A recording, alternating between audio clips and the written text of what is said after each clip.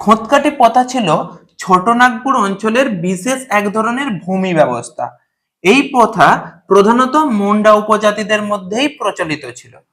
প্রাচীনকালে মুন্ডাদের এক একটি পরিবার ছোটনাগপুরের ঘন জঙ্গল পরিষ্কার করে সেই জমিকে আবাদি জমি বা চাষাযোগ্য জমিতে পরিণত করত।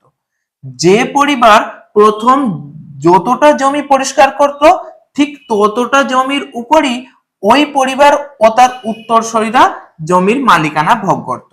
যৌথভাবে জমির মালিকানা ভোগ করার জন্য এই বন্দোবস্ত খুঁতকাটি প্রথা বা যৌথ মালিকানা বন্দোবস্ত নামে পরিচিত ছিল। যদিও এর আরেকটি নাম ছিল খুন্ডকাঠি প্রথা।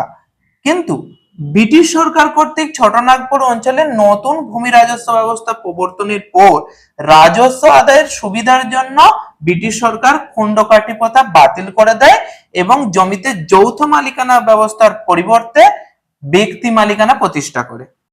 এর ফলে মুন্ডাদের ঐক্যবদ্ধ সমাজ ব্যবস্থায় ভাঙন দেখা দেয় এবং শুরু হয় পারিবারিক অশান্তি।